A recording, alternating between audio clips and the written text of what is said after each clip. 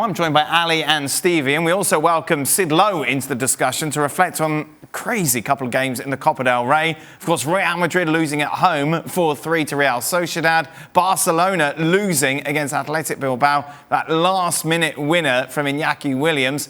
Sid, let's start with you. Out of the two, which was the biggest shock?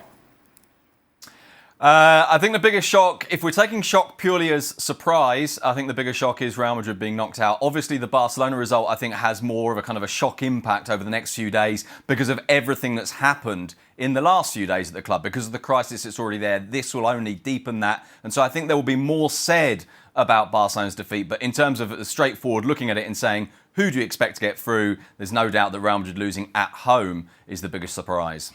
The Real Madrid game was bonkers, but fantastic for a cup match. It had pretty much everything. Yes, it is.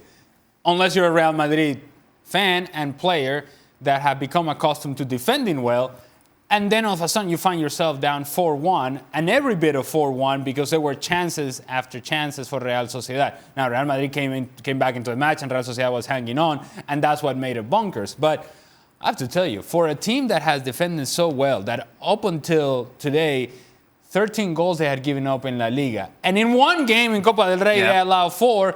It gives you an idea that today it just went crazy and Real Madrid didn't really know how to react. It's never happened before in Zinedine Zidane's reign. Meanwhile, for Barcelona, obviously they had chances. You had Messi and you had Griezmann, but in the end, Williams is the hero. That's fairy tale stuff. Well, it is, but I mean, it's more. This game's more understandable than the Real Madrid one.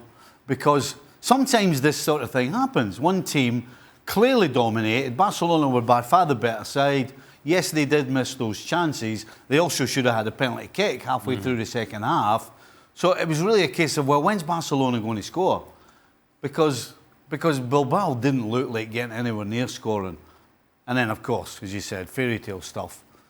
93rd minute from 94, best time to score. Problem is, history looks back, Barcelona lose. That's it. There's no caveat, there's no asterisk. And it's the follow-up on what has been a turbulent week in Barcelona. And the reality that, okay, all right, you're out of this competition. Now it's La Liga and it's Champions League. And you have a team that has a lot of questions. And you still haven't answered those questions. And Quique Setién and whatever else he's trying to set up out on the field, you still have concerns about Barcelona. Today you put out a team that didn't really have a striker out on the field. There wasn't a reference point. Those are things that Setién has to figure out between now, Champions League, and the end of La Liga.